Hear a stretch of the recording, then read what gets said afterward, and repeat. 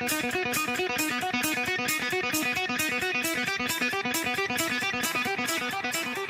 the first pick, Thunderstruck! Thunderstruck! Yeah, Thunderstruck! Welcome to the Fantasy Rant podcast presented by Stadium Rant. I'm your host, Dan Baker, here with the co-host Lee Cook and Mason Beck, here to talk about some Week 16 Fringe start players. You know, we're in the playoffs. The small point differentials can make or break your championship dreams. So make sure you guys pay attention to these guys that we're going to be talking about. We'll go through the rankings, and we're pulling these rankings from Fantasy Pros expert consensus rankings using half PPR format. So we got a lot of players to talk about. We'll dive right into things, unless we wanted to address the elephant in the room. Mason had this big matchup versus Lee Sun in our redraft league. And Mason, what happened, man? Well, you know, I'm not going to push it too far down, but I pretty much smoked him, doubled him in points, I believe is what it ended up. I didn't check even what the score was Monday night, if there was anyone even going, but I'm pretty sure I doubled him in points. Pretty bad way to get knocked out your first time in playoffs. You scored but 201 points. Almost Josh 202. Allen, baby.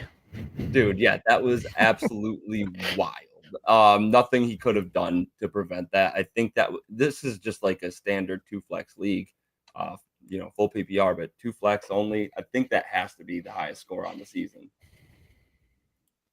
Yeah, I think it was. I mean, it's pretty crazy. I did that with Saquon only getting like 9 points or whatever it was too. Like Seriously. for a bad Saquon, like you would think Saquon would be one of the guys that got me to 200. Just Right. tough week for your son, honestly.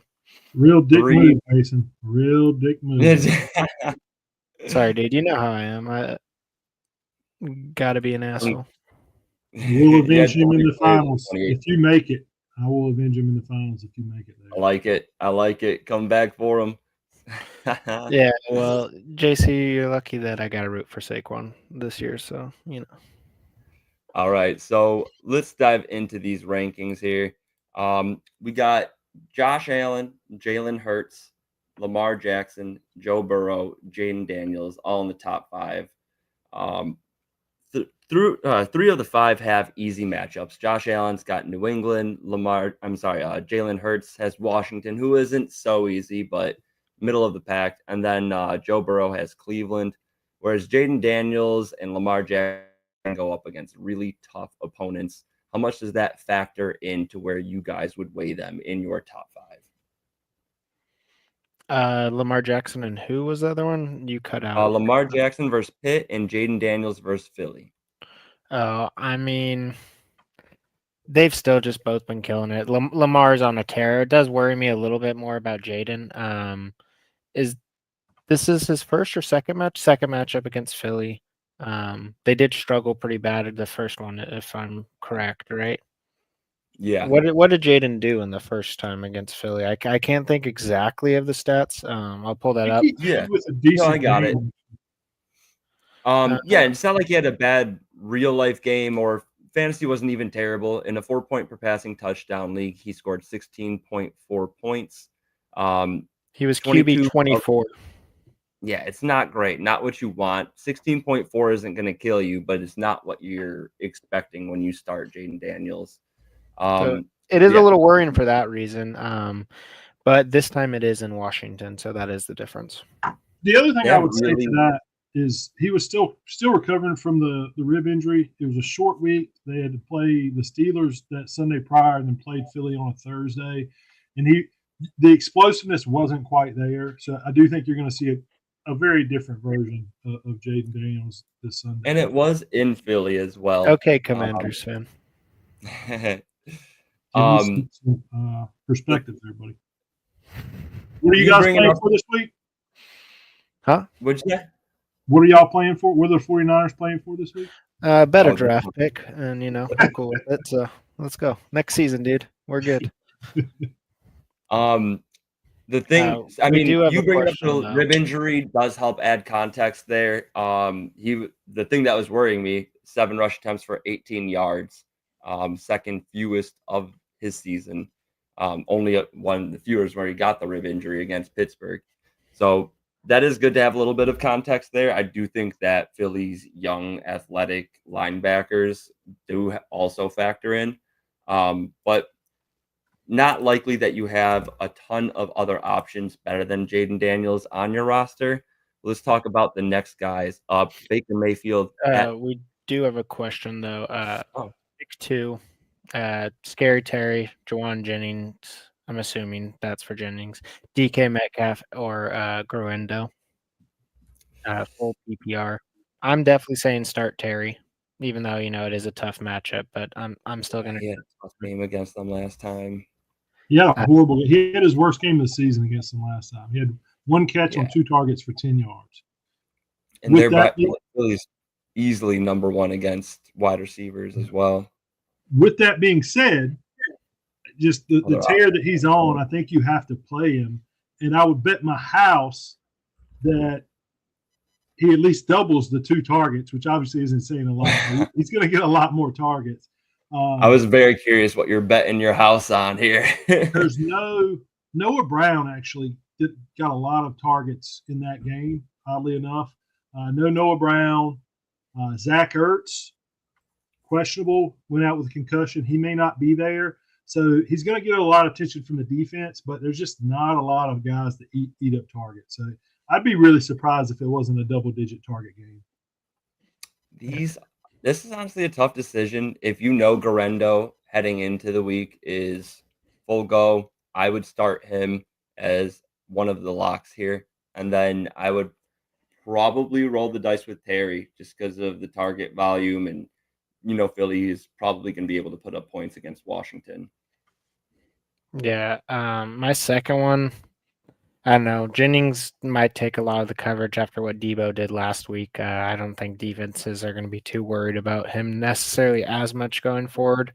I don't think the Niners are going to be working him in as much. So Jennings might get the ball more, but he's going to take a lot more defensive pressure than I think what we've seen in weeks past.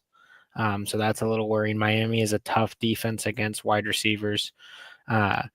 I would say DK is my second one. It's a little risky, but it's against Minnesota, who's given up, I believe, the most points out of any team to wide receivers this season. So I would go there. Geno Smith injury is a little worrying. Obviously, DK's injury is a little worrying. He does have that questionable tag right now, but it does look like Geno's going to play. So it's a risky shot, but I just think against the defense, might as well.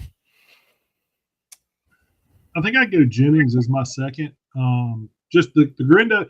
If Gruendo was 100% healthy, if we had no injury concerns and we knew he would get, 15 to 20 touches, I would probably play him as a floor play and Terry as a ceiling play and kind of mix and match. But he's been so injury prone in this short time. I'd go Terry and Jennings. We helped a lot. We all said Terry and then somebody different. So, Right. start Terry is what we're saying. And then the other one, just go with your gut, man, or whoever made a better point, I do think that DK has the highest ceiling. So I would say based on your matchup, if you need floor and Guarendo's full practice before the week, go Guarendo. If you need some ceiling, go for DK. You guys think I should start Zay Flowers or Jerry Jeudy at flex? Big week here, and I already took a big loss with Monty. All right. Personally, I'm going Zay Flowers. We saw the passing game with the Ravens. Jerry Jeudy has been great with Jameis Winston. Who knows if he gets Jameis Winston this week?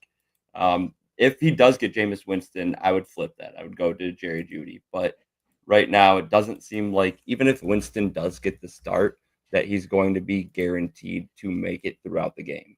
Oh, and it said the news came out 8 hours ago. Jameis Winston to serve as backup. Yeah. I'm not starting Jerry Jeudy with DTR. It does not look good. Yeah, starting Jeudy with DTR is definitely a very, very risky play. I mean, Zay Flowers, we know how he is. He can have terrible weeks as well, but it just Jeudy was killing it because he had Winston as his quarterback. Judy's not an elite wide receiver by any means, but when you have Winston just chucking the ball down the field over and over again, he's going to get those top numbers. That's gone for him. Judy, to me, is unplayable this week unless you're desperate. If DTR lights him up, maybe we think about it for the championship, but right now, no. Yeah, I agree with you guys saying. I mean, I would certainly start Zay Flowers. I would probably start Rashad Bateman over Jerry Judy this week as well. Yeah.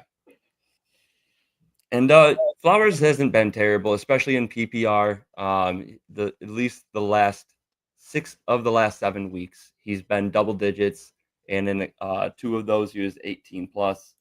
I think that he's definitely a safer play for sure. All right, so we got to get through these rankings though, boys.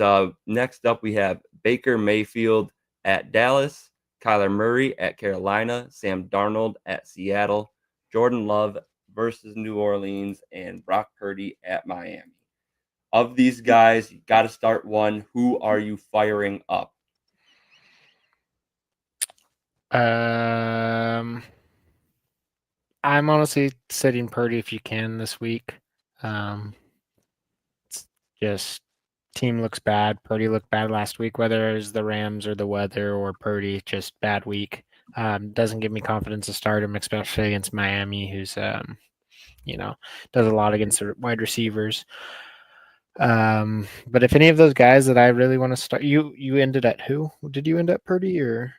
Purdy was the last one. Okay. Mayfield, Murray, Darnold, Love, Purdy. I mean, Mayfield is against Dallas. Dallas has picked it up, their defense, the last couple weeks, but a little bit at least, but still, Dallas has been giving up a lot to the pass this year. So Baker's a good fire up this week. Lee? I would say Love if New Orleans offense just wasn't in complete disarray, and now with Kamara possibly out as well. Baker or Darnold would be the two. Murray's just been so freaking inconsistent. Really tough to trust him at this point outside of any sort of 2 quarterback situation. Yeah, I think I'd go Baker. Dallas has just been so bad at home, and Darnold's going to Seattle. We know that can be a tough place to play. If that game's in Minnesota, I'd probably lean Darnold.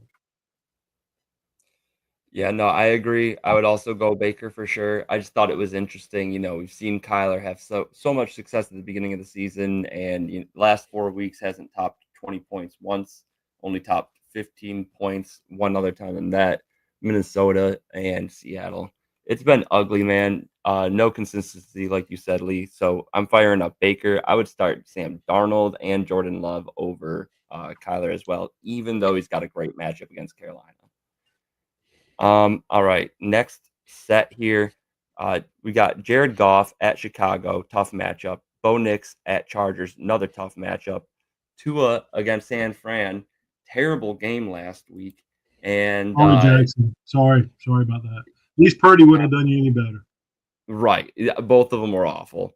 Anthony Richardson goes up against Tennessee, not a great matchup. And then Stafford at the Jets. This next slew of 5 is why I had a note at the top here saying, not a great week for streaming QBs. If you guys didn't get out ahead of this, you're probably stuck between a rock and a hard spot because it doesn't get much better after this. Add one more to that group, Dan. Aaron Rodgers versus the Rams. Yep. That's what I wanted you to add.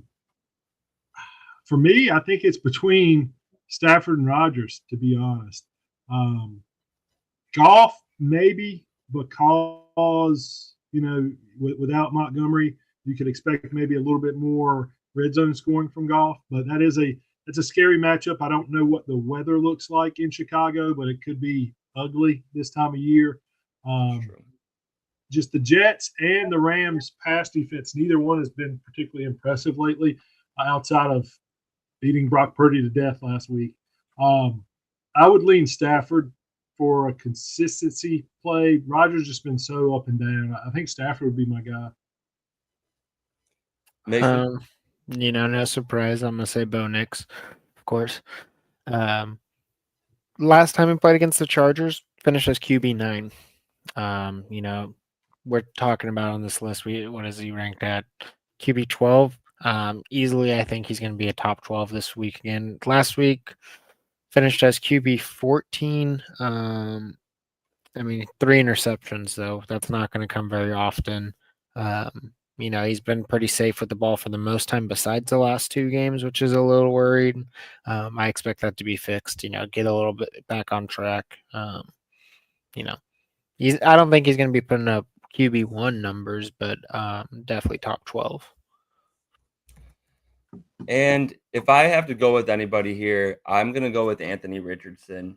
He's going against Tennessee, which is middle of the pack right now, 19th against quarterbacks. And if you've made it this far, you're likely going up against a pretty solid opponent and need some upside. If you can stay away from turning the ball over, he can easily have a 20-point game. And if he gets lucky on a deep connection, then he can make your week and potentially change your outcome. So I'd lean Richardson. I mean, this is great for beginning of the season, boys. We're disagreeing on everything, but I'd like to give the listeners one thing we agree on, hopefully, here. Next slew of quarterbacks, we have Justin Herbert versus Denver, Caleb Williams versus Detroit, Drake May at Buffalo, Cooper Rush versus Tampa Bay. And then listen to this, after Cooper Rush, CJ Stroud at Kansas City, Russ Wilson at Baltimore, Patrick Mahomes obviously hobbled, so probably a reason why he's even further down than he's been ranked recently. But he heads to he plays at home against Houston, and then Bryce Young versus Arizona. The almighty Cooper Rush jumping into the top 20 for the Fantasy Pros expert consensus ranking shocked me. At the same time, he hasn't had terrible string of games in the last 3. Could be better for sure, but he's got an easy matchup against Tampa Bay. If you guys are taking, let's say Cooper Rush, Russell Wilson, or Bryce Young. Bryce, I don't think so. I like Bryce is just really, even I think in his good games, he's not the best fantasy quarterback by any means, especially not this year. I don't know. Do you say Cooper Rush or Wilson? I would say Cooper Rush. Just going up against Tampa, I think that's a little easier than Baltimore. Baltimore's secondary has kind of not been as great this year, but still division matchup. Baltimore Pittsburgh is always a brawl. So yeah, Lee. Yeah. I just took a peek at it. He had 7 fantasy points last time against Baltimore, and he had George Pickens that game. I would still kind of lean that direction if Pickens is back, but if Pickens isn't playing, you figure Tampa's going to put up some points, so Dallas should be throwing the ball. It's pretty gross to start Cooper Rush in a semifinal matchup, though. That's especially in a 2-quarterback league, you're going to have to make some of those starts. In a single quarterback, unless you're in a really deep league, I don't think you're going to have to make that decision. Yeah. So I was just looking at it because I know the Ravens defense has tightened up, and partially they've played 4 games in the last 5 weeks. They've played against Russ, Justin Herbert, Jalen Hurts, and then DeVito last week. But they are first against quarterbacks over the last 5 weeks. It's a gigantic jump from weeks 1 to 10. At that point, Baltimore was ranked 31st. So quite the jump that they've made. Could be a little bit due to their competition. I did just straight up points allowed rather than like schedule adjusted. So I think all of these are disappointing options. Lee, like you said, if you have to start one, you made a wrong turn somewhere. But if this is a 2 QB league, I am also going Cooper Rush. Right now, I just think that you got CeeDee Lamb, you got Jake Ferguson, Brandon Cooks is kind of stepping into his own. Jalen Tolbert can be a red zone threat, and there's no run game. So that, and Tampa Bay is decent against the run and terrible against the offense. Hey, kind of Ezekiel Elliott is on the Cowboys, man. He can do things. All right. Things is correct. Things is exactly correct. All right, though, let's get on to the next position. Before we do that, Michael Penix Jr. He's getting the start against I believe it's Giants. Giants. Thank you. Um, Plays against the Giants, only 17% rostered right now. Easy matchup. We just saw what the Ravens did to them. We were talking about that last week too. Like, is the Giants solid defensive rating against quarterbacks in fantasy something to do with their defense playing well, or just because teams can run the ball nonstop? The Ravens decided to run the point score up. They just demolished them, and Lamar ends up with 5 passing touchdowns. Penix Jr. in his first game, I think if he gets on a hot streak, they're not going to pull away from him. They want him to build that confidence, so we could see something similar. Where's your confidence level with Michael Penix Jr. right now? Give him a rough ranking. Confidence, like on a scale of 1 to 10, I would say for this game a 6 because it's against the Giants. But are you really comfortable starting a rookie for their debut start in the semifinal round? Like, I mean, there's a lot of upside with the play for sure, just with who Penix is, his play style of throwing the ball deep and just going against the Giants, but risky play. Definitely risky. Gets Washington in week 17. Lee, where's your confidence level with Penix Jr.? It's hard to imagine he's worse than what Kirk has been. I'll tell you, I'd be really curious. I was just trying to look it up and I didn't. So it's 8.5. Atlanta's favored by 8.5 right now. I'm curious what the line opened at before we knew Penix was the starter. I looked on Tuesday and it was only 9. So it only went down at half point. I would take the points. I would take the points in the Giants. I know we're not a betting show, but it just doesn't feel like that Atlanta team's covering against anybody. That was a pretty putrid game. I think he'll be a little better, but I do think they're going to be very cautious with him. It's going to be a very conservative game plan. I would expect the Giants load up the box, do everything you can to stop the run, and see what the kid's got. It's one of those really interesting storylines, more so for next year's dynasty outlook and next year's redraft. But if you have Penix on your bench, you drafted him, it's probably on your taxi squad. You're going to be very interested to see just what he looks like. I'd start. I'm trying to think of a guy I'd have to go down to. Like maybe if I had Mason Rudolph, I'm in a 2-quarterback league. I've had to pick up Mason Rudolph to back up Will Levis. Maybe I start Penix over Mason Rudolph. I got to go pretty far down. I'd start him over any of the Giants quarterbacks, whoever the hell. For me, I would start him over Russ if he does not have George Pickens. If Patrick Mahomes is playing hobbled, it looked like a nasty injury. That being said, I'd start Patrick Mahomes over him. But who is starting for the Giants? Looks like Drew Lock, but I don't think they've announced for sure. Okay. That's what I thought, because Tim Boyle came in at some point, right? I don't watch Giant games, but he peppered neighbors with targets when he came in. Yeah, he looked like, even though his numbers weren't good at all, he had a better day, in my opinion, like just by the eye test. All right, so let's get on to the next set of players here. We got the wide receivers to talk about. Jamar Chase, Puka Nacua, Justin Jefferson, Nico Collins, CeeDee Lamb are your top 5 wide receivers ranked by, again, Fantasy Pros consensus rankings using half PPR formats. Mike Evans at Dallas is your number 6 wide receiver on the week. Amon-Ra St. Brown is down at wide receiver 7 after a monster week. Does have a tough matchup at Chicago. A.J. Brown, he is going to Washington. Devontae Adams after a monster week, playing the home game against the Rams. And T. Higgins squeaks into the top 10, just above Tyreek. He goes up against Cleveland. So we got 2 Cincinnati wide receivers in the top 10. Who, if anyone, do you think is misappropriately ranked here? I think Devontae's a little too high.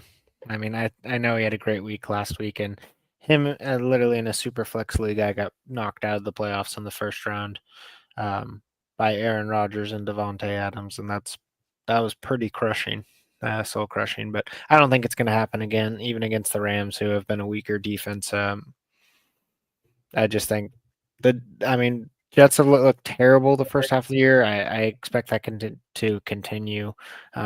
Just Rodgers really has had 2 good games in a row. I expect back to old form. Old form. By old form, I mean beginning of season form. Not Hall of Fame old form. Right. Yeah. I mean, he's been doing great since they came out of their bye in week 12. He's had 12, 11, and 12 targets, over 100 yards in 2 of those, had at least a touchdown in all 3 of those games. He's been doing great. I do think that the Rams are a favorable matchup, and I think that the Rams can also put up points on the Jets defense. So I do like Devontae Adams this week. The guy I'm a little tentative on, and obviously you're starting all of these players, but AJ Brown. AJ Brown has had 1 good week in the past 3, and 2 good weeks in the past 5. Washington's no scrub. What's the report on your guys' secondary? You guys healthy yet? Marshawn Lattimore played his first game last week. It was against his old team, the Saints. He was not targeted one time. Wow. Okay, so I mean, he's going to be shadowing AJ.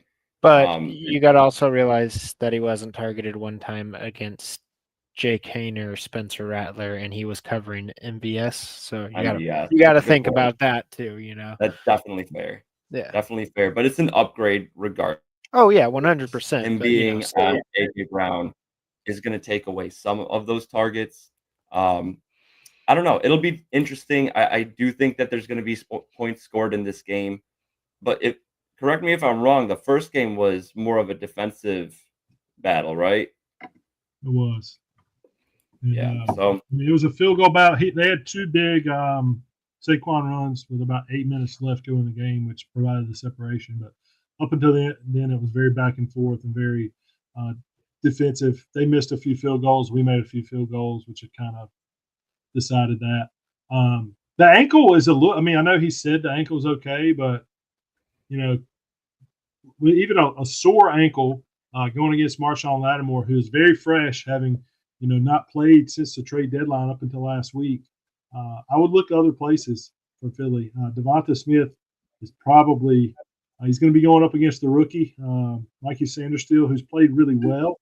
But that would be the one. If I were a betting man, I would say he'll be the leading Eagles receiver for the week, not AJ Brown. Yeah, both had great weeks last week. And then Lee, of the top 10, who do you feel like was misappropriately ranked? I mean, it looks pretty good. I mean, to be honest, I would say if I had one, I think Nico's probably top 10 still. But having him quite so high with how CJ Stroud has looked is definitely scary. I would certainly have Mike Evans above him. I'd probably have CD above him. I'd probably have Amon-Ra. Probably not AJ Brown. Maybe Devontae Adams above him as well. Like I'm pretty nervous starting Nico this week. Yeah, I mean Casey's just such a tough matchup. Okay, that brings us into the 11 through 20 players here. Tyreek Hill dipped out of the top 10. He is wide receiver 11 versus San Fran this week. Brian Thomas Jr. is number 12 at Las Vegas. Cortland Sutton at the Chargers. Terry McLaurin versus Philly. Drake London versus the Giants. Malik Neighbors getting some love. Wide receiver 16 at Atlanta. Cooper Kupp at the Jets. Jackson Smith and Jigba versus Minnesota. Juwan Jennings at Miami. And Garrett Wilson versus the Rams. So of these, we're seeing some players trending in different directions. Like obviously Tyreek Hill has had a couple of splashes since Tua got back, but kind of disappointing for where you drafted him.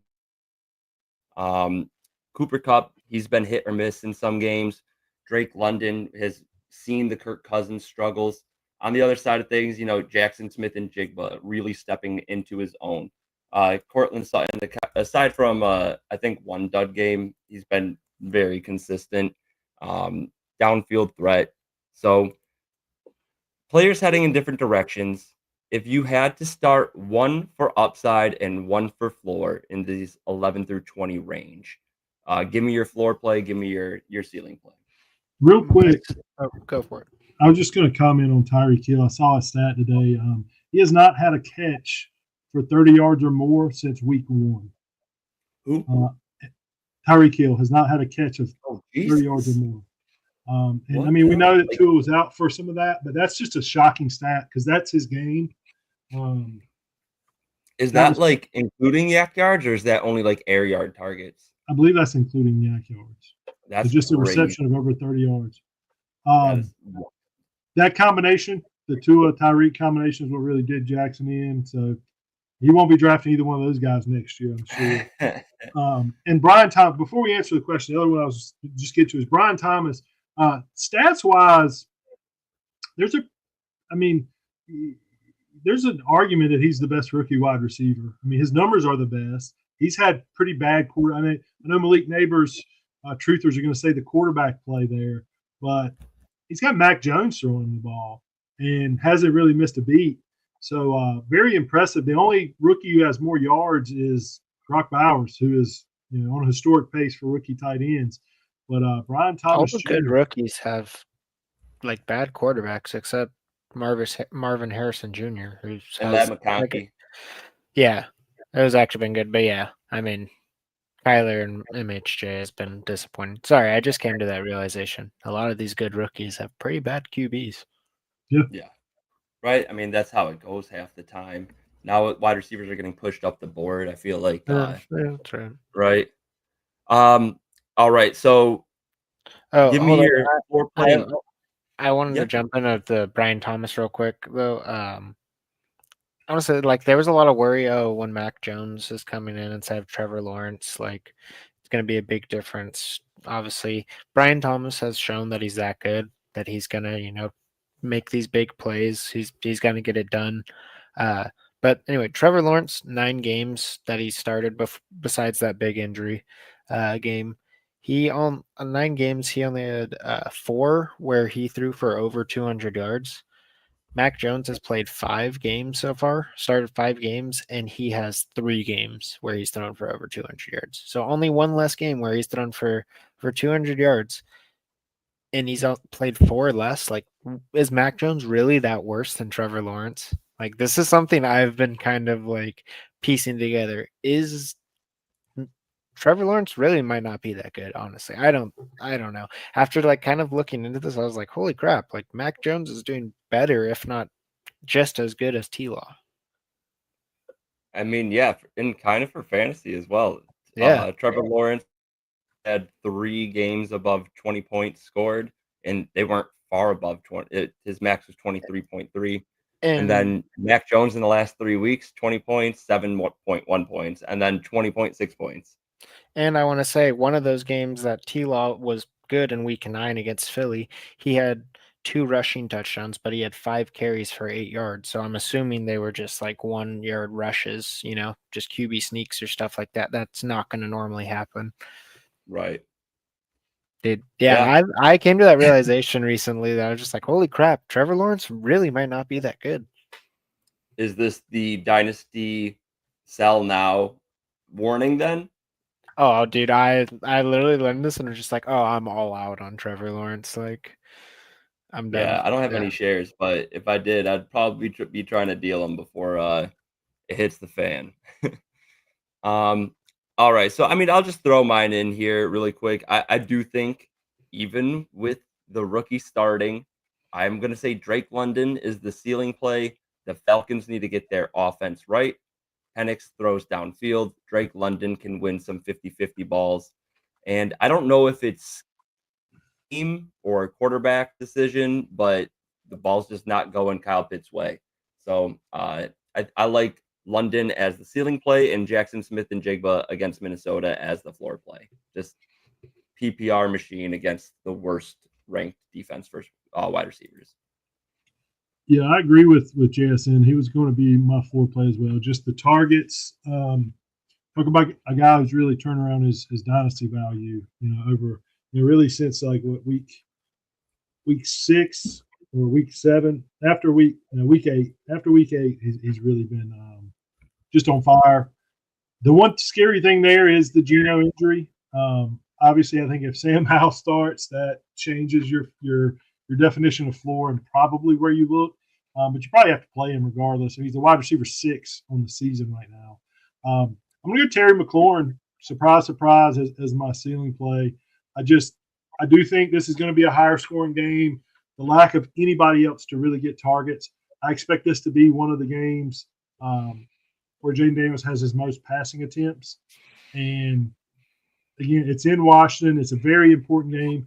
I mean, it's weird because Washington can lose this game and the Cowboys game in Week 18. As long as they beat the Falcons next week, they're in. They clinch a playoff spot just because of the way all the tiebreakers work. So very odd, but it's a divisional game. It's the way things are lined up. It very likely could be playing them a third time first week of the playoffs if Washington can get there. But yeah, Quinyon Mitchell has been really good, but he's still a rookie, and I expect Terry McLaurin to win part 2 this weekend. Mason? Yeah, I mean Brian Thomas Jr. is definitely my ceiling. I already talked about, but JSN's also my floor as well. I mean, he's looked impressive. It's crazy to think he came into the league last year, and there was all the worries like, oh, DK Metcalf and Tyler Lockett are gonna take away everything. It's like, no, JSN's the number 1 on that team now. It's pretty crazy to think about it. And like you said he was wide receiver 6 on the year. Yep. I actually did not know that. I don't have too many JSN shares. Was not aware of that, but yeah, I mean that's just enough. I think even with Sam Howell, Sam Howell was with Washington. Geno's probably going to play, but when Sam Howell was with Washington, I mean, he threw the ball a lot, and I mean that could similarly be the thing, especially if Kenneth Walker is out once again. All right, boys. Isn't it crazy that nobody chose? I know I started this segment with a Tyreek Hill thing, but isn't it crazy? Yeah, none of us even took him for the ceiling play, which is insane. But yeah, especially after Tua's last game, that was just ugly. Oh, and I did check on it. Geno Smith was a full participant today. Very good news for JSN owners out there. All right, so 21 through 30.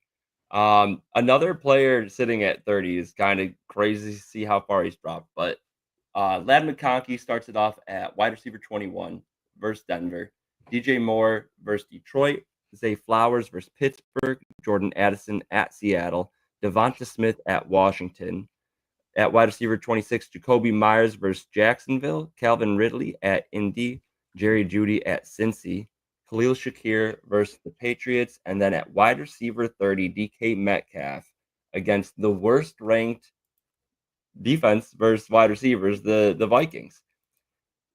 Metcalf started off so hot. It was insane. Obviously, we just talked about JSN's ascension. Metcalf's been a little bit banged up. But to have him at wide receiver 30, it feels too low to me, despite, last 4 games hasn't topped 9 points in half PPR formats. So it's been bad, but against the worst ranked wide receiver, do you think he deserves a bump up over any of these players? And if so, who? I'm going to say bump up over Jerry Jeudy for sure, just because we said it a little earlier, DTR being in there. Jacoby Myers as well. I'm going to say if Desmond, I love Jacoby Myers, but if Desmond Ridder is the quarterback once again, no way. Jacoby Myers had 0, I believe, like through the third quarter. He really didn't get any points until very close to the end. All Ridder was doing was dumping off to Abdullah. When he was with the Falcons, we saw a ton more dump offs just like that. It's not going to go well for any wide receivers on this team as long as Ridder's in. If someone else is their quarterback, really anyone, I would trust Jacoby around that spot. I think he's more accurately ranked because he really is the only wide receiver. But As long as Raiders throwing the rock, heck no. Yeah, I would agree with those. I'd put him over Calvin Ridley, with Mason Rudolph in there. Probably not Shakir, but Shakir would be if I had that start set decision between Shakir and DK, it would be a real tough decision. And I'll tell you somebody else on this list that it would be a really tough decision, and I would probably play DK over. It's DJ Moore. The targets have been there, but it just looks broken, man. Maybe a new coach, a new system, new play caller. Maybe it's salvageable, but Caleb Williams looks lost. He doesn't look ready for prime time at all. Yeah, I mean, I would still go with DJ Moore in that between him and DK. Like we were saying, the target's been there. He's had at least 6 receptions in the last 5 games and at least 7 targets. Even though it's not efficient, it's a safe floor. And right now, DJ Moore in the last 5 weeks has topped 10 points in 4 of those 5.5 PPR formats. Like we said, DK in the last 5 has 1 game at 10.5, and the rest are under 10 points. So I just can't start him over those guys, but I would start him over Jerry Jeudy. I would start him over Jacoby Myers, and it would be difficult because I think that Calvin Ridley can hit on the big play with Mason Rudolph. He at least takes chances downfield. Right now, Calvin Ridley leads the NFL in air yards on off targets. The catch didn't have to be made. Just air targets, essentially, air yards on targets. He leads the league. I think that if he connects on one, he makes your day worth it. Same can be said about DK Metcalf. So really just whoever you think is going to have the bigger week. One other name I wanted to bring up, Jordan Addison. He's started to end this season, his sophomore season, on a little bit of a hot streak. At least 50 yards in the last 5 games. Do you guys think that he's appropriately ranked as a back-end wide receiver 2? Would you go a little higher, a little lower? I don't know. Just because what Addison's done this year is he's boom or bust, in my opinion. I mean, it's not a safe play. Addison could very well win you your week, but I think there's a lot of potential that he's going to be the reason why you're fighting for 3rd place next week. Interesting. So appropriately ranked as wide receiver 24? Yeah, I mean, boom or bust. That's really what it is. Just I think until this offense has to be just with Justin Jefferson, they're going to pepper him. TJ Hawkinson's there. Aaron Jones is going to be getting receptions. It's just not consistent enough when you're, potential 2nd or 3rd target. I mean, I love Jordan Addison, USC guy. Hope he does, but yeah, that's how he's going to be with Jefferson and all those other guys on their team unless they have an offense kind of like the Bengals where they're just throwing the ball nonstop. Yeah, I mean, I think he's about right spot. I mean, looking at the guys around him, I'm curious where you guys would be. I would consider, but I'd probably still play Zay Flowers. And I would certainly play Devonta Smith, who is 1 spot behind him. So maybe I'll bump him back 1 spot. But really, none of the guys beyond that really jump out at me. Maybe Shakir, maybe consider Shakir as well. But it's very encouraging for long term the way he's looked in the last 5 games. All right. And I mean, I do think that remotely around back end wide receiver 2 is fine. I would probably bump him up above Juwan Jennings. I know he can have the gigantic week, but I think Addison's been very solid in this secondary role. And, I feel like I say it, he's going to have a massive week, but Cooper Kupp, he's just goosed you in the last matchup. It goes up against the Jets. I know they haven't been as tough, but that's tough. That's a tough one. I might lean Addison in that. I almost think Cooper Kupp is my floor play there, and I know it's coming off the goose, but they're going to get him. They're going to get him the ball. It's going to be a point of Right? contention. It can't just be Puka and Kyron. Yeah. All right, so we're going to cap it off after wide receiver 40 here. We're going to go Marvin Harrison Jr. at Carolina, Darnell Mooney versus the Giants, Jaden Reed versus New Orleans, Adam Thielen as wide receiver 34 versus Arizona, Keenan Allen versus Detroit, Jameson Williams at Chicago, DeAndre Hopkins versus Houston, Josh Downs versus Tennessee, Deebo Samuel Sr. at Miami, and Romeo Dobbs versus New Orleans. Is there any player you guys want to talk about in this grouping here?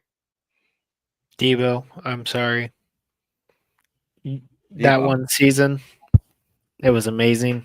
You had your run, Debo, but you're washed. Do not start Debo.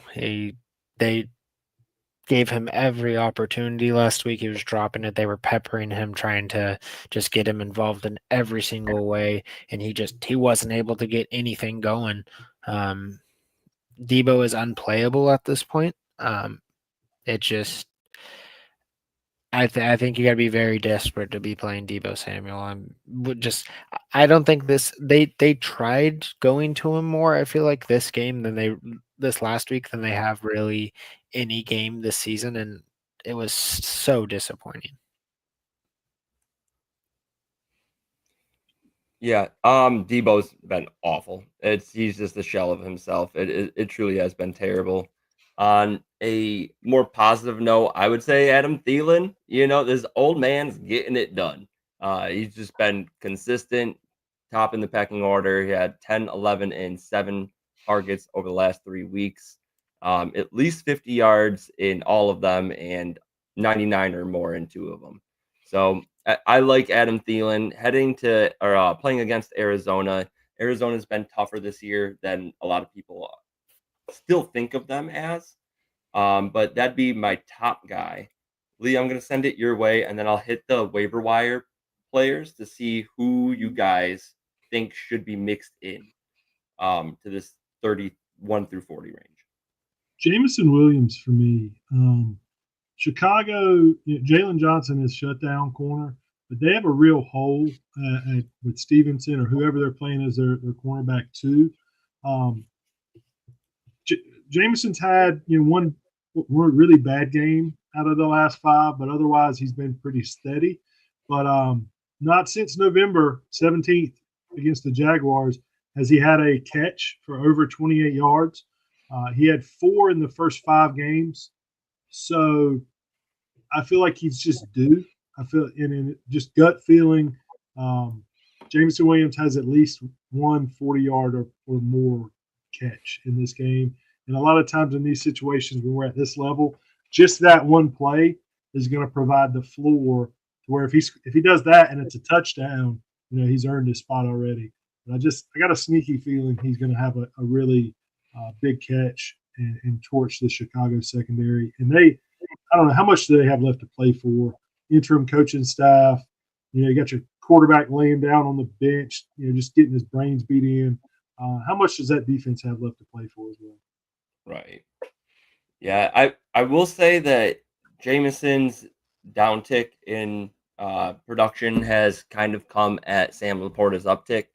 In the last 5 games that Laporta's played, he's had at least 6 targets. Hasn't had the yards in 2 of those 5 games, but has 54 or more yards in 3 of the 5. I think that he's going to start to see himself get more involved in this offense. I do think that he just came off of a big game against Buffalo. I think that the person rostering him is still overall probably unhappy with him. So if you're in a dynasty league, yes, he's still young. Yes, he's still a top 5 dynasty tight end. So it won't be cheap, but I think this is probably on the cheaper side of where you can get him right now. And Jameson Williams isn't going to be on the team that much longer. If they give him the 5th-year extension, I believe he's got 2 years left on his contract. So yeah, we'll see how it goes. Yeah, Jameson is actually interesting. I mean, obviously Goff threw the ball 59 times last game. That's not going to happen very regularly. But Montgomery, if he's out, they're definitely going to just be throwing the ball a little more than what we've kind of seen traditionally from the Lions this season compared to seasons before. I mean, I just think that this team is going to be a little more focused on the pass these next 2 weeks. So that gives them a little more upside to kind of bounce back. All right, guys. Just to, I'll sprint through it really quick just to refresh you. DK Metcalf, I'm sorry, Marvin Harrison Jr., Darnell Mooney, Jaden Reed, Adam Thielen, Keenan Allen, Jamison Williams, DeAndre Hopkins, Josh Downs, Debo Samuel, and Romeo Dobbs are 31 through 40. The waiver wire adds this week. We had Jalen McMillan, still right now, according to Sleeper, 37% rostered. Quentin Johnston, 56%, Rashad Bateman, 30%, Christian Watson, 55%, Romeo Dobbs, 55%, and then Keon Coleman, a little bit more heavier rostered, 61%. Couple guys coming out the woodworks, Malik Washington and Jalen Coker, also, hitting some waiver wires here in deeper leagues. Of these players, who do you think has the best week? And if the player that you are choosing, name a player in that 31 to 40 range that you would rank ahead of them. I'm gonna go someone who's actually not on that list. That's kind of maybe interest me if I really need it. Tim Patrick. No way. No way, dude. In the semis? Dude, I mean, that is a scary start, but I mean, these last 2 weeks, obviously 2 weeks ago, 7 targets. Last week, 8. 8's not going to come again because of the amount of times they pass the ball. But I mean, the last 2 weeks, 3 touchdowns. He's getting used in the red zone, and that's what's important. I mean, I think it's risky, but it's also, to me, it doesn't feel that risky at the same time. I don't know. It's a very kind of out there play, but I mean, really anyone. Do it in any of your leagues, and I'll believe you. Yeah, let's see. Let's see if I can do it in our redraft league. While you're looking that up, I'll just hit mine really quick. It's Jalen McMillan. He's heading to Dallas. He's 37% rostered right now, so you could probably go out and get him in most of your leagues. Great matchup. I think Tampa Bay is one of the teams right now that's still fighting for their shot in the playoffs. They're going to be going full force. They need more than just Mike Evans and a banged up Bucky, Rashad White. So, and K. Dotton popped onto the injury report. Could be just because it's Wednesday, but never great seeing that. Knee misses practice, sidelined from practice. Has been disappointing in recent weeks, and he hasn't topped 10 points since week 9 in half PPR formats. So I don't know. I like Jalen McMillan a lot. I'm a little bit biased pre-draft, but that's where I'm sitting. Where are you sit, Lee? I'm going to go the same team here, and I'm going to go Christian Watson over Jaden Reed. If I'm starting one of those Packers receivers, you just take a look. Jaden Reed, since November 3rd, since that Lions game, has been touchdown dependent. He has barely over 100 yards total over 5 games. Before you go too far into it, no one said Jaden Reed. I said Jalen McMillan. You said who would you start over the guys we had listed, though? Oh, my bad. Okay, I thought you were like saying I said to start Jaden Reed. I was like, no one said Jaden Reed. Just a guy that's ranked in that 30 to 40 range that I would start somebody over. I like it. Christian Watson in that same time where Jaden Reed is barely over 100 yards is around 400 yards. Now, they both have a goose game out of those 5. They both have a game, 0 catches for 0 receptions. And Watson hasn't scored the touchdowns. But the big plays have been there. He's just been tackled, at the 1 yard line or the 2 yard line. He's had at least a catch of 36 or more just on a single catch. He's not going to, especially half PPR where those reception numbers aren't as important. He's just going to give you a few big catches every game. And it seems like, I don't know what's going on with Jaden Reed. It's just he started off, we talked about several guys that just started off on fire, and he has just killed you. I mean, you're probably not still alive if you were relying on Jaden Reed as your wide receiver too. And I hear you on McMillan. I think I would start Rashad Bateman over McMillan. Both are very much boom or bust, but yeah, this is a very important game for the division, and Bateman obviously could give you 0 catches for 0 yards. That's the risk. Yeah. I think he's more likely, and I know McMillan's just coming off that 2-touchdown game. I think it was the week before, but I think Bateman's much more likely to give you 5 catches for 150 and 2 touchdowns. And I think if you're really shooting for the moon, that would be my I just think Baltimore can get it done in so many ways, and Tampa Bay is really relying on the pass. And in the same breath, Pittsburgh's tough against the pass, whereas Dallas is not nearly as tough. Yeah. So that's where I'll be. But Mason split the difference. I was just gonna I want to bring this up. It's a weird thing, Jaden Reed, how we're talking about just his downfall of value. It's crazy to think about. Like, I'm starting Rico Dowdle over him in the flex, and that's just, if you said that in week 2 or 3, I would have thought that you were crazy. But I would believe you guys were calling me crazy. yeah, but now it's paid off too. That's the thing. Like, Rico Dowdle over Jaden Reed is it's wild that that's something at this point of season that we're saying, Right. All right, boys. We are at the 56-minute mark, so I'm just going to give a formal goodbye to the listeners out there at 99.1. We appreciate you guys. Come check us out on the YouTube for the rest of it. Visit Stadium Rant on YouTube. You'll find us right up there. All right, so let's get on to the running backs, though. Leading the list for them, we have Jahmyr Gibbs going up against Chicago. No Monty. He is listed above Barkley, above Bijan, above all these workhorses, Derrick Henry. He's going to get fed. And Chicago, if they're weak against any position, it is the running back position. So Jahmyr Gibbs leads it at RB1. Saquon Barkley up next. Bijan Robinson, Josh Jacobs, James Conner, Chase Brown, Devon Achane, Derrick Henry, Kyron Williams, and then Chuba Hubbard at RB10 versus Arizona. Once again, Fantasy Pros consensus ECR rankings on half PPR formats. So of them, a lot of just absolute workhorses listed up top here.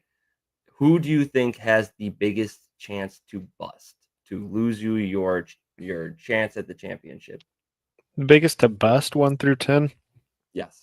I'd say Chuba. Obviously he could, easily just be back to what we saw at the beginning of the season next with Brooks down. He's the workhorse back again. But still, I'm not a full believer that he's an elite talent. Still Carolina, they still have a lot to prove. They haven't proven that they're this consistent, great team. He definitely is a little worrying, but I'm still starting him where I can. Lee? Derrick Henry, because he knocked me out of my playoffs last week. I lost by 0.2, so could have got me 2 more yards, we'd still be alive. So thanks, Derrick Henry.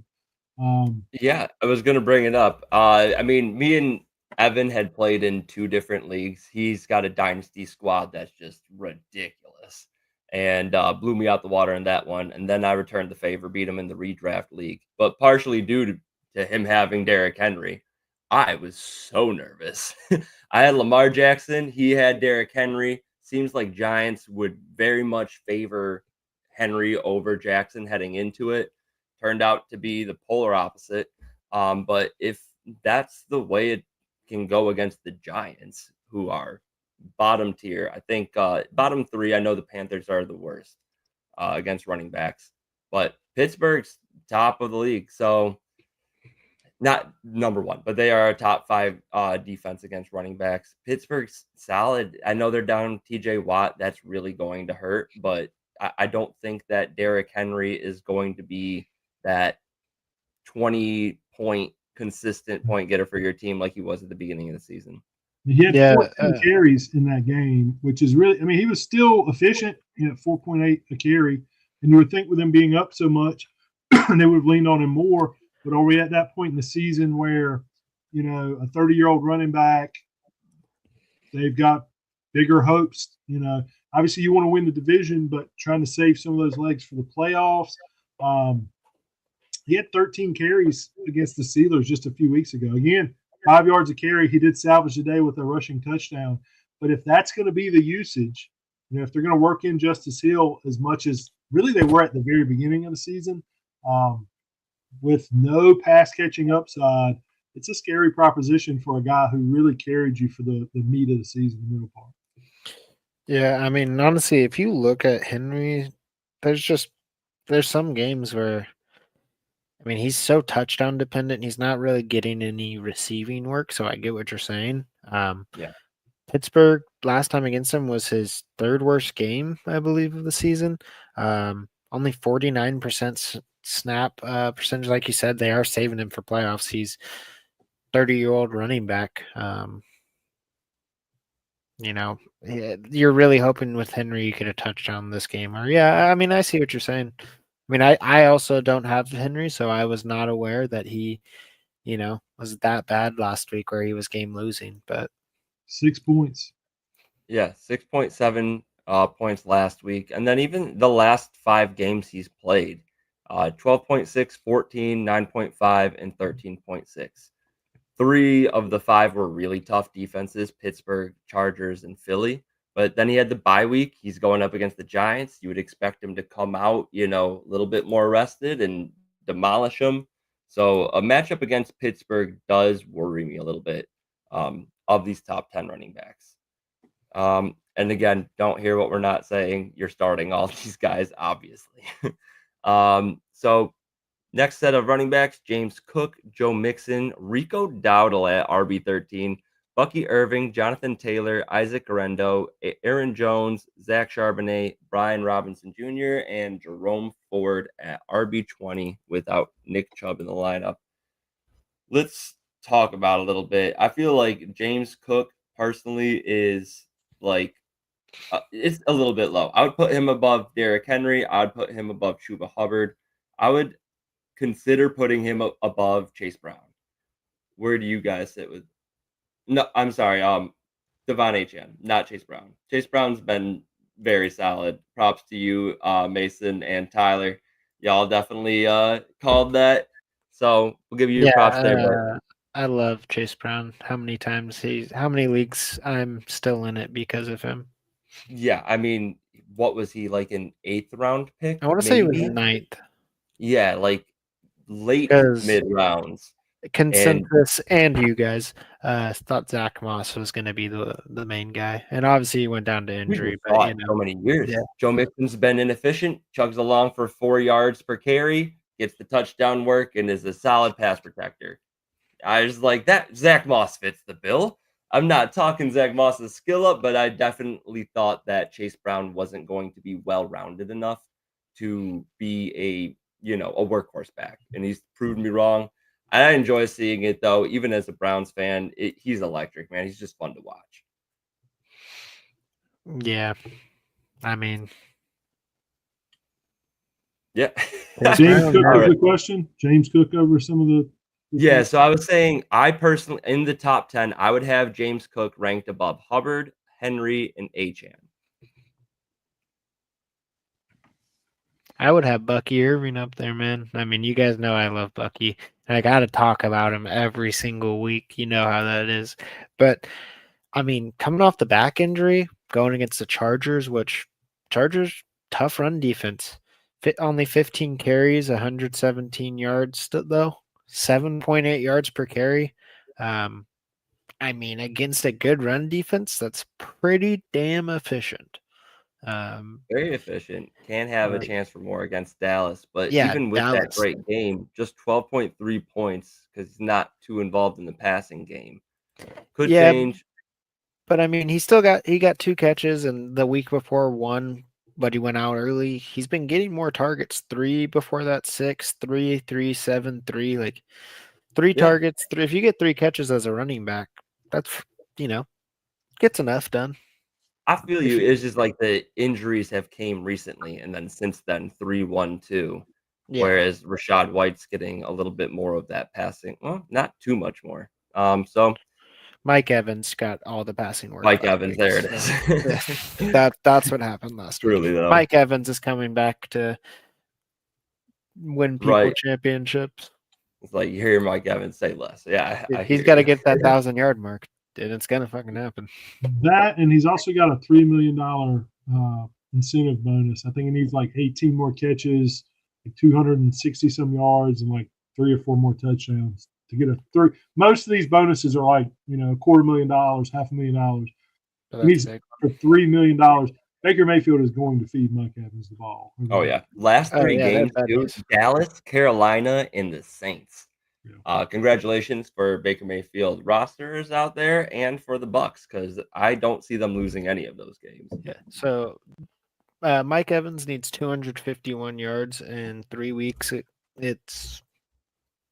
He's probably gonna get it. Yeah. So I said Joe Mixon. I'm sorry. I said James Cook, Mason. You said Bucky Irving. Lee, who would be your guy that you would catapult up a little bit in the rankings? Aaron Jones. He looked really good against the Bears, especially later in the game. This is a Minnesota team that is trying to they can get the bye. They can get the number 1 seed.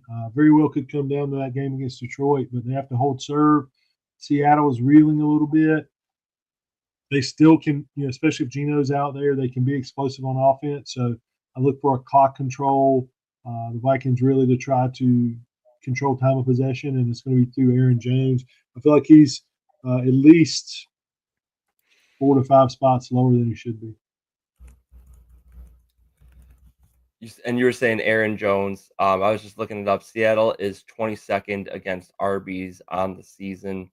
And then over the last 3, it's been much worse. Let's see here. 25th, they gave up 26.4 to the Jets, and that I believe that's when Breece Hall went down. Arizona 26.1, and then Green Bay 22.5 over the last 3 weeks. I do like that pick. He could definitely he's due for a bounce back. This might be the first week in like this whole season that Lee hasn't talked up Brian Robinson Jr. I was going to say here he goes. Look, he's making a face. Here he goes glazing again. I'm scared of him this week, to be honest with you. I was going to say that. It's just Tyler Biage, however you say his name, starting center, maybe the best offensive lineman Washington has, was sick. So that affected the efficiency of the run game. But the Saints aren't a great run defense, and that was just a really poor performance. So, I mean, he had a decent game against Philly last time, but it was really on the back of the touchdown. The receiving work kind of saved him against the Saints, 3 catches for 22, but it's not something you expect a ton of. I mean, you probably don't have a better option, but I'm nervous starting him against how good Philly's rush defense has been as well. No Eckler, and I mean just Jeremy McNichols to compete within the passing work. I agree. He should have some type of uptick, especially if they're chasing in this one. Didn't see it as much last week since they had the lead most of the game. And I will throw Jerome Ford out there. Not that he should be moved up in the rankings, but just as like a very solid 4th flex player for your team. He's going to get fed since he's not threatening against the run game. I think that he's going to be needed, and DTR doesn't push the ball downfield, so it'll likely get some checkdowns and get mixed into design screens for him. So we asked who's it's he referring to our real life MVP. Real life or fantasy? Yeah, he was saying real life. Okay. Josh Allen. I mean, it's got to be right. Lamar, like Josh Allen, I think would not have to play the rest of the season, and then like Lamar would have to do very good. And that's the only way I see it. It's not Josh Allen. I think if you're looking at just purely numbers, there's a pretty good argument for Lamar, but people don't like giving back-to-back MVPs. A lot of times it does end up being the best player on one of the 2 to 4 best teams. Lamar's numbers this year blow away his MVP numbers from last season, but Josh Allen's probably done more with less.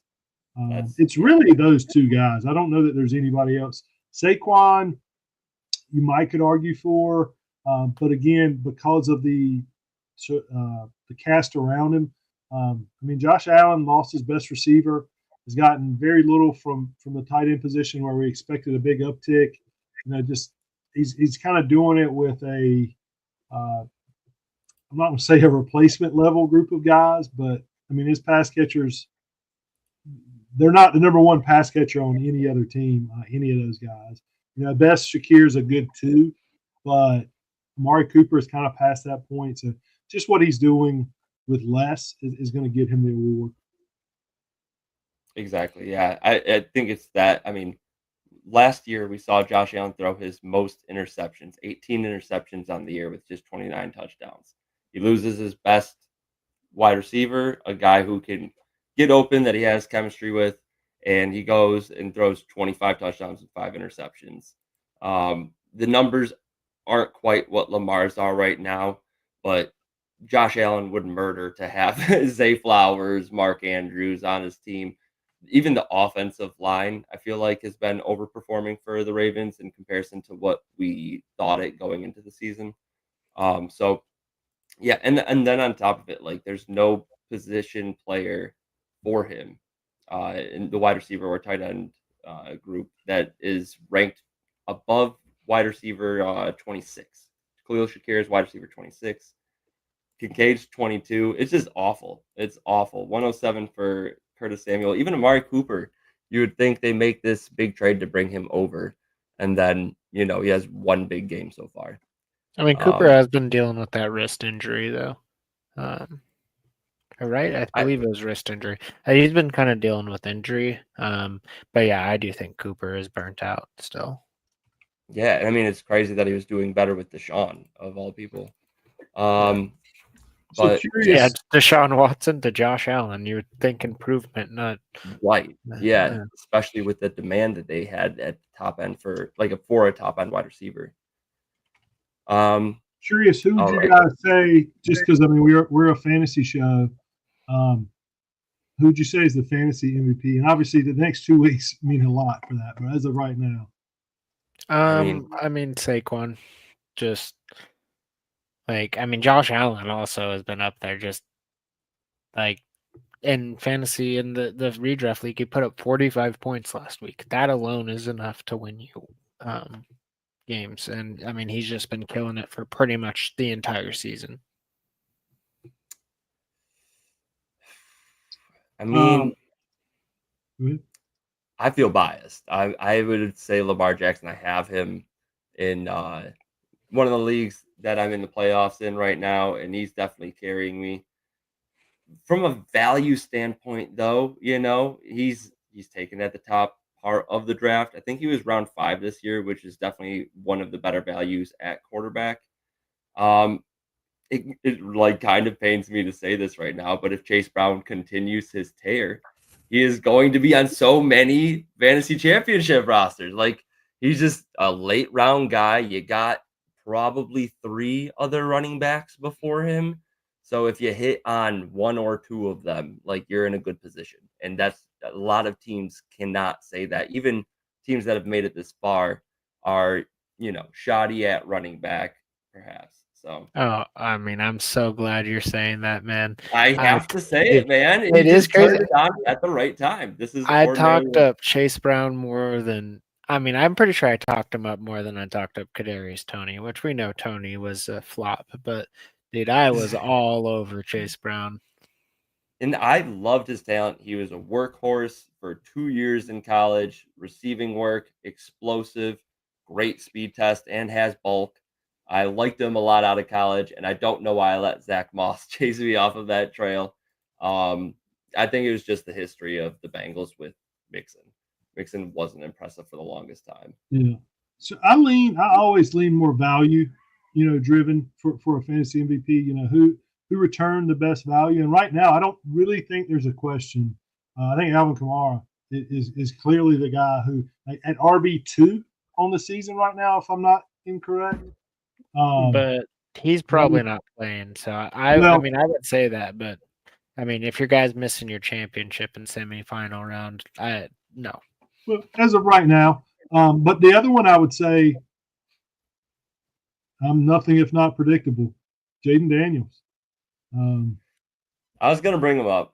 I was waiting to put this, but it is true. I mean, Jaden's been a hell of a value pick. What was he going, like 7th, 10th to 11th, 11th, like between 11th. 10th, 11th, 12th round. Yeah, 10th, 11th round. I think 10th in most like educated sleeper leagues. Probably 9th in most educated sleeper leagues. People were starting to reach on him come draft season. Not even reach because clearly look what he did. But and Baker Mayfield was also a guy that was drafted pretty late. You know, for just talking about quarterback values. Wow, you guys both said somebody that I've hyped up like all off season. That is crazy. You know, you said Baker, you said Chase Brown. Wow, what a show. We should just end it here. I got a new kitty and I'm terrified of that cat jumping onto my fucking jerseys and just like Spider-Manning up so they're down. But that would have been a very nice moment for the Baker jersey to be up. How about wide receiver? Because we've named quarterbacks and running backs. Who's your wide receiver? You know, I mean, I also want to say like Bo Nix also has been a very good like value pick if you drafted him, or I mean, he was probably going undrafted. I feel like Definitely undrafted. Yeah. I brought up receiver just because I wanted to glaze Terry McLaurin a little bit. Wide receiver 5 on the year, and I mean that again value. He's a guy that was drafted much later than that, between that 6th to 8th round. I think he's returned the most value as far as receivers go. I will say Cortland Sutton, wide receiver 12. I don't know. I don't have his ADP in front of me, but he had to have been, I would say, at least 8th round or later. And I would imagine probably more like 9th or 10th. Left in the dust, rookie quarterback, rarely works, but it worked for him. So I put Cortland Sutton as my wide receiver MVP. Damn, another person I hyped up. Can you name all the receivers who have more receiving touchdowns than Terry McLaurin? That's it. That's the only one. Yeah. Yeah, that's impressive. No, this is. Yeah, last week that was crazy too. I saw Robinson go down on the play because Terry McLaurin's just coming in like a bat out of hell.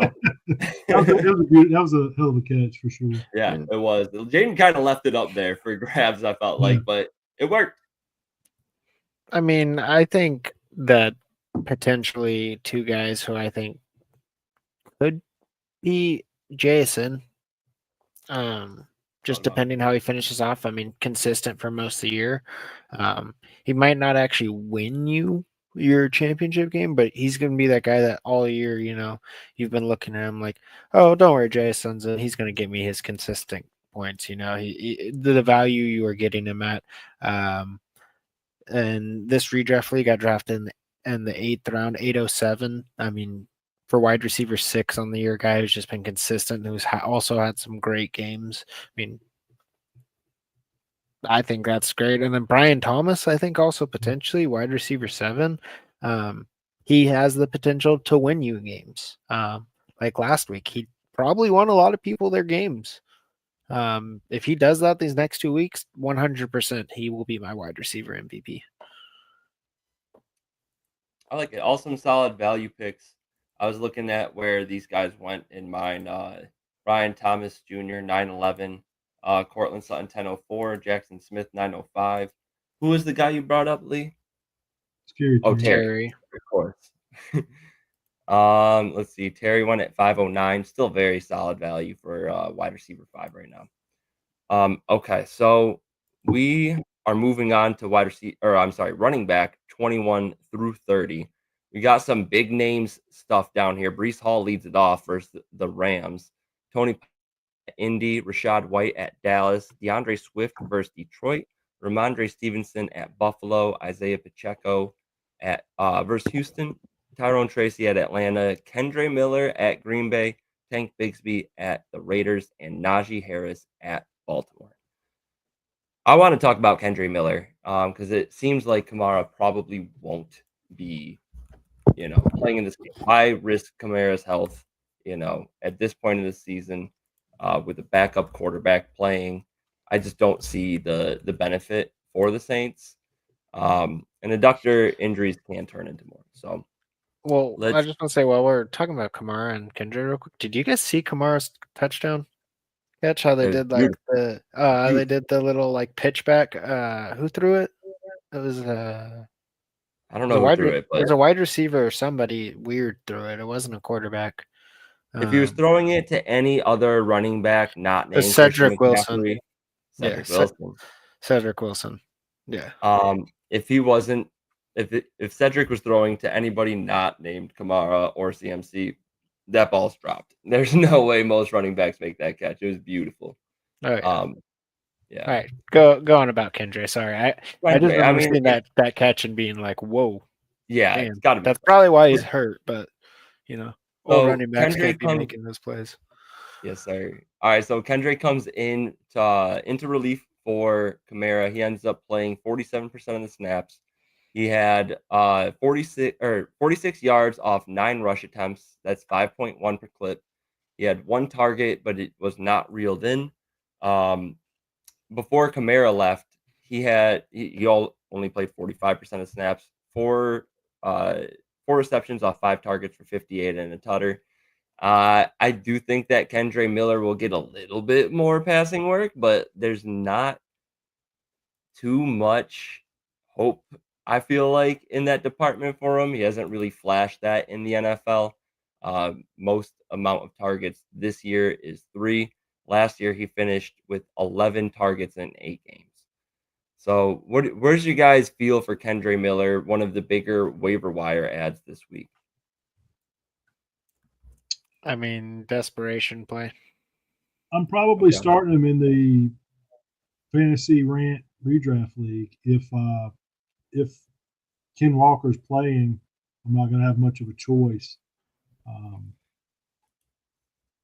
He's going to get volume. He's a volume play. The Packers defense is pretty good, but who else do they have? Even with Rattler, the offense looked a little better, but still you would expect them to lean on the rush game. So he's certainly going to get a career high in carries and touches overall this week.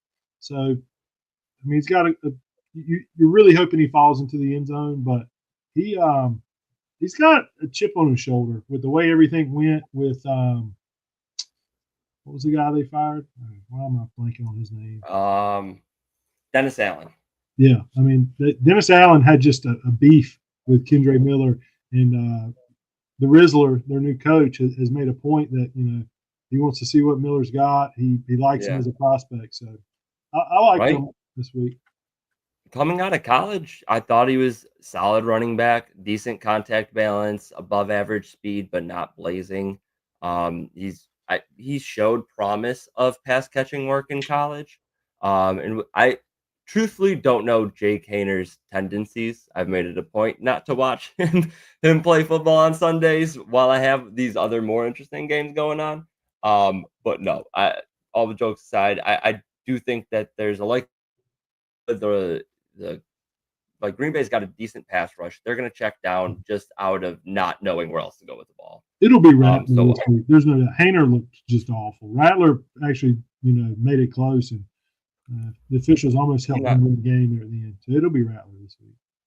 I don't know why I thought that he was on the IR. Okay, yeah. So, I mean, either way, they're going to be hit with the rush a little bit. The one place where Green Bay's not top tier in terms of defense is the running back position, 17th against RBs, giving up some big games over the past 3. So I like Kendre Miller to, I would say I would take 70 plus yards at least in the hopes for a touchdown, because who else is scoring a touchdown on this team? I think I know what you would say, Dan, but just to ask the question, and he wasn't as available. It had to be more shallow leagues, but Jerome Ford's getting the start this week. Let's assume that Kamara's out. Let's assume Tony Pollard's out as well. You starting Ford, Kendre Miller, or Tajay Spears in a pinch? I'll go Jerome Ford because I do think that he'll get more guaranteed pass catching work. The Browns have not been great with DTR under quarterback. I think that either they make the switch back to Winston in game, or DTR is going to be checking the ball down a ton because he truly can he hits slants, he scrambles, and he checks down, and that's about it. Yeah, I mean, 8 catches. Oh, and he takes sacks. I think it was 7 catches for Tajay. I think I was just majority like, of that was 7 Mason. targets, 6 catches. He did only have 4 carries for 5 yards. Did get a Right, touchdown. and they were playing from that, catch up the whole game. Yeah. I mean, if Mason Rudolph's in, he might check down the ball a lot more. If Tony Mason Rudolph Pollard's out, pushes. yeah, he is their starter. Yeah, they did say that, right? No, I was saying Mason Rudolph pushes the ball downfield. He's kind of like Jameis, where instead of checking down, he takes a 40-yard shot downfield.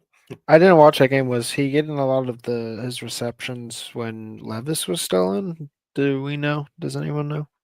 No, I because think it was primarily with Mason because it was Yeah. towards the tail end of the game. Okay. But yeah, I mean, I don't know. That's a terrible situation, I think. But Tajay is, I think, the biggest upside, but Ford is probably the safest. we're talking about DTR, Shane Rattler, and Mason Rudolph as the 3 starting quarterbacks. Oh my god! So it could be bad. Man, that is awful. And that being said, Mason Rudolph last week puts up 16.7. He's Cooper better than Rush had CJ Stroud. around the same. Outscored a few of the quarterbacks a lot of people were relying on. Hey, I have all a right. question. Would you guys start CJ Stroud or DTR? CJ Stroud for sure. Dude, hey, Stroud had 2 he had 2 passing touchdowns last week, and he still only finished with 15.6 points. Like, Listen, Stroud in sucks, my man. dynasty league, I went into the year having CJ Stroud, Anthony Richardson, Sam Darnold, and Justin Fields.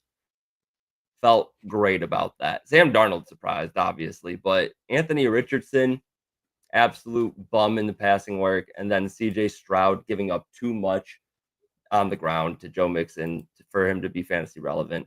This is even in the 6-point per passing touchdown league. So it's been rough sledding. Should have traded them both when I had the chance. What was CJ Stroud ranked as? Like freaking QB 3 or 4 He was at one above point Joe this year? Burrow. Some people I feel like think were it's taking him as QB4. 4. Yeah, I would sell him as QB4. I'd sell him for 2 firsts right now if they were early firsts. And for sure. In Dynasty, he was going for, I want to say, even in some redraft, people were taking him as like 4th or 5th QB, which That was wild to me. That was wild to me. I believed in the Dynasty. Right. Yeah, not Yeah. the redraft. I'd buy him Yeah. low this summer. I'd buy him low after the season for Dynasty. I You mean, might be able to send an early first. Like if you say you got the 101 quarterback desperate, would you trade it for CJ? Yes. Definitely if I'm desperate for QB. He's at least going to be a relied on starter for an NFL offense. I don't like Or at any of these least- quarterbacks coming out in this draft, so yeah, I would. I don't really either. I haven't gotten into the rookie dive yet. I'm pumped for this. I am pumped for our dynasty season in general. Kind of ready for it. All right, dude, so yeah, I'm ready for Dynasty to open right. back up Oh again. man, I can't. I need to grind some of this offseason tape. Let's go though. The waiver wire running backs, we already covered a few of them here. Jerome Ford, 71% rostered. Tajay Spears, 52%. Kendre Miller, lowest of them, 32% rostered.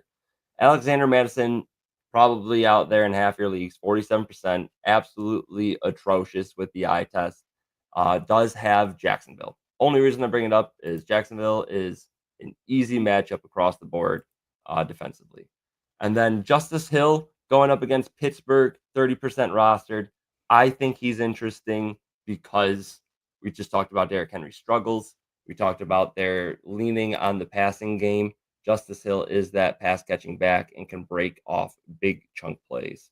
Would start him over Madison without thinking about it. 100%. 100%. Would you guys go Justice Hill or Kendre Miller? Kendre Miller.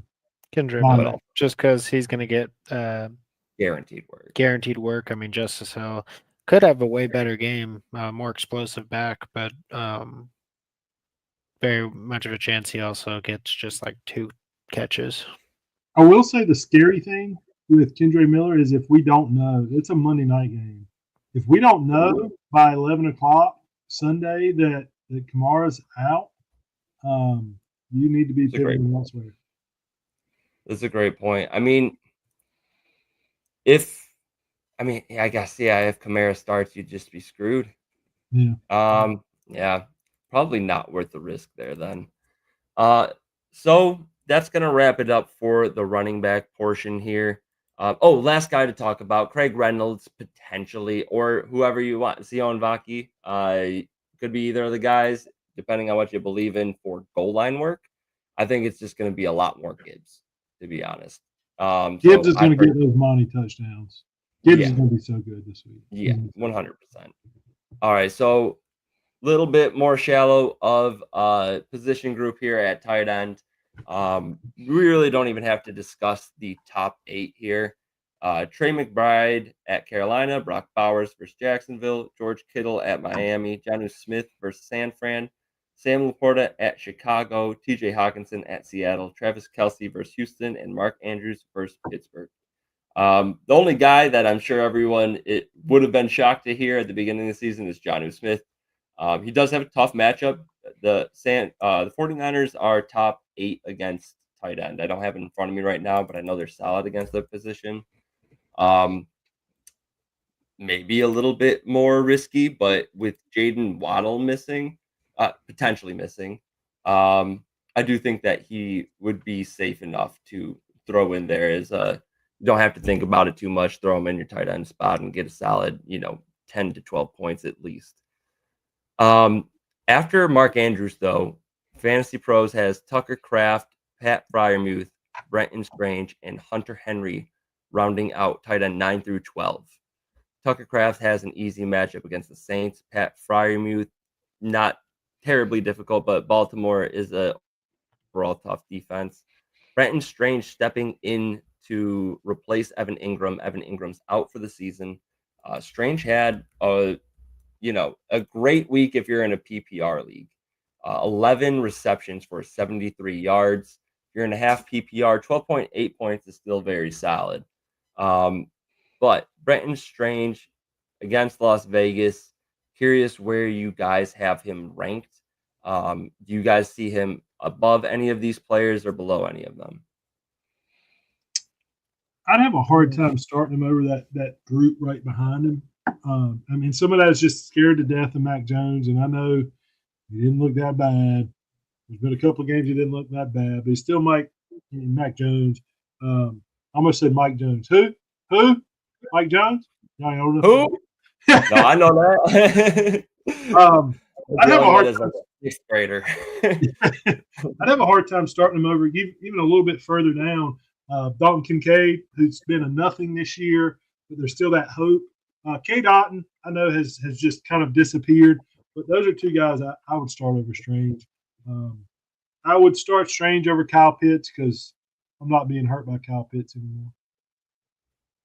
I'd go the opposite direction. I'd start Brenton Strange over Pat Freiermuth and Tucker Kraft.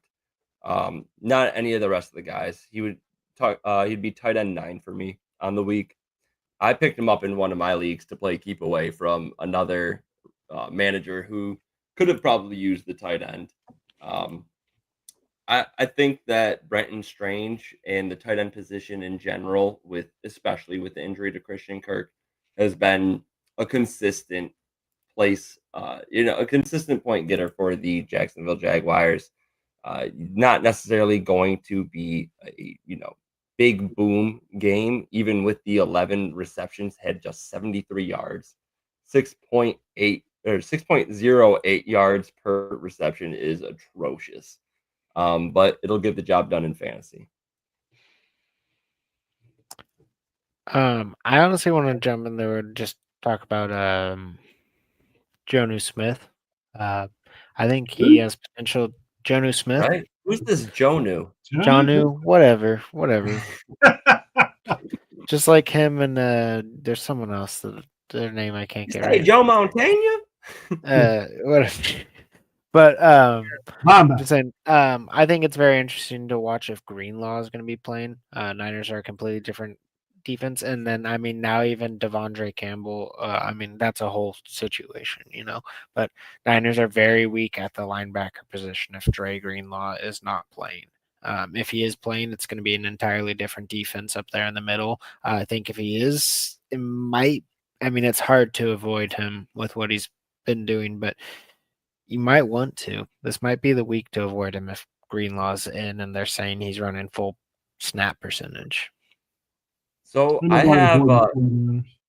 in one of the dynasty leagues that I'm in, it's an IDP league. I'm 26-2, so I had the bye week. I have the tight end decision, Jonnu Smith against San Fran. I had both Evan Ingram and Brenton Strange. So of them, I mean, it sounds clear that Lee would start Jonnu Smith of the two. Mason, where would you sit with it? It was Johnny Smith and who? I'm sorry? Jonnu Smith or Brenton Strange? Johnny Smith, I would say. It is not that it matters that much because both are heavily targeted and have a lot of receptions, but it is tight end premium. Yeah, I mean, I would trust. I mean, I'm not going to trust Brendan Strange in a champion or semifinals game. You know, that's not Right. something that I'm really necessarily wanting to do. It's Yeah. crazy looking at these rankings, though. There's one league where I have 3 of the top 4. I just don't have Bowers. So, like, it's wild to me that that's how this team's turned out. In one of my leagues where I have Kittle, I dropped and added Jonnu Smith probably 8 times since this league started in 2022. So yeah, I love Jonnu. I love the talent, and I feel like he's finally getting a little bit of a break. Um, but the other tight ends that may be out there on your waiver wire, we talked about Brenton Strange, just 31% rostered right now, going up against the Raiders, who not top tier against the tight end position. They're 31st on the season in points allowed to the tight end position. Stone Smart, Hunter Henry, Cole Kmet, Noah Gray are the other guys out there on the waiver wire. Stone Smart, tight end for the Chargers, in case you don't know, taking over for Big Montana out there. 5% rostered, so he's out there in all of them. And he's gotten decent targets over the last few. Hunter Henry, I don't know if you guys peaked sleepers report on Hunter Henry. It is the dumbest. It is like Hunter Henry sets new career high in receptions in week 15. He got 4 receptions. It's talking about his season. Just random complaint for sleeper right now. And he's 56% rostered. Cole Kmet 50% and Noah Gray 22%. Of these waiver wire tight ends, I'm personally going with Noah Gray of the bunch. Where would you guys sit? Dude, it's crazy. Just Stone Smart. Like I was not even realizing that whole situation, what was going on there, and I've played against him in one league and was looking at like, who is this guy like that I'm playing against? But Right. I'm not trusting that. Out of those guys, those waiver wires, I would go Brendan Strange. Oh, yeah. I mean, I'd go Brenton Strange over Noah Gray. Smart, Henry, Komet, or Gray. Who would you go? Oh, sorry, Henry. Henry. Lee? Probably go Smart. Just Oh, that's because, ballsy. yeah, I mean, we know how good Surtain is, but he's not going to be guarding Stone Smart. For sure. And having one of those receivers locked down, being so shallow at wide receiver, so shallow at running back, I feel like he's probably going to give you your safest floor. And another guy who I would throw out there if you're desperate, Foster Moreau. He caught the almost game-winning touchdown against Washington. They just, again, lack of anybody to throw it to. Shane Rattler likes to throw the ball around, so I could see him having a pretty decent floor. He's going to give you 30 to 50 yards and a pretty decent opportunity at a touchdown in the red zone. Yeah.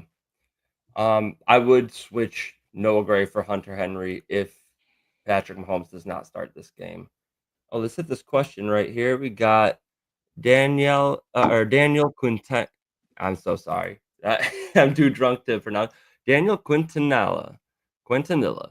Need help? Flex one. Dowdle, Judy, Myers, or Pollard. I'm facing a team with Bowers, Jefferson, Evans, McBride. Oh, so much upside. He has Lamar, CD, Nico, Strange, and Connor. Okay, so if you're flexing one, we know Judy goes up against Cincy, but he's got DTR throwing him the ball. Jacoby Myers, I believe he has a really easy matchup this week against So Jacksonville. I actually looked But at it. AOC is back. It looks okay, like that he's back. will help. That'll help a decent amount. I don't think that Myers has had a a huge game. No, he's been solid. In the 2 weeks he AOC started 12.7 and 10.2 points in half PPR. So obviously with him being a reception guy, that'll jump up a few points in full. I would It's tough between Pollard. I don't know. It feels risky even saying Dowdle in a semis game, but he's getting fed right now. I'd probably say Dowdle even in a tough matchup against Tampa Bay, just because Tyjae Spears having a little bit of a resurgence. I would not go Dowdle because he's starting CD as well, in that opinion. If you need a lot of upside, you're kind of going to be having two guys. I think they're going to take a lot of TDs away from each other. Playing against Jefferson, Evans, and Bowers and McBride. I mean, that's a hard pick, but In the Pollard. last two games in half PPR formats, CD 22.1 and 18.4 points. Rico's got 14.9 and 14.6. Like they both can have good games. Yeah, it's just I don't know. I mean, that's a really tough situation. I A think. lot of similarly tiered players. Yeah. Lee, why don't you weigh in here? If Pollard, I don't know if he practiced today. He did not practice today. It's Wednesday though. I need to see. Pollard's my guy if I know he's healthy. I think he does give you the biggest ceiling of these guys. I mean, just a few weeks ago, he had a big game against the Texans. He had a pretty good game against the Colts the first time. If he's not healthy, I think you have to start one of the running backs. I just don't see Judy being startable with DTR. I don't see Myers being startable. AOC, maybe he gets more targets, but we know Bowers is going to be dominant there. Pollard helped determine it, and I kind of lean with Mason. I hear you; they can both have pretty good games. I just don't want to have that much of the Cowboys' offense starting in a semifinal game if I can help it. And I do think the ceiling for Pollard is considerably higher, health depending. Yeah, I just can't steer away from that volume. Not, at least, let's see. We got 22, 25, 19, and 25. So he's seen over 20 touches in 3 of the last 4 games. I'll take that volume over anything. 'Tis the name. So got to stick true to it. Hope that helped a little bit. I would definitely shoot for upside, whatever that is in your own head as well. Like make your gut decision. Feel confident with it. It seems like we all split you a little bit. That's been the theme of this week. We're all a little bit split, but it's a hard time of the year. We got a lot of good teams out there with good players, and that's why you made it this far. Hope you continue to watch the show and improve over the off season. Even if you lose out next week, we are 24/7. Make sure you guys tune in and enjoy your championship run here. Oh, also next week is Wednesday falls on Christmas. So we won't be having the podcast on Wednesday. We're hoping to try to reschedule it, maybe a day earlier, maybe a day later, but we'll make sure to keep you guys posted. Appreciate you there, man. Have a great one, everyone. Have a good semi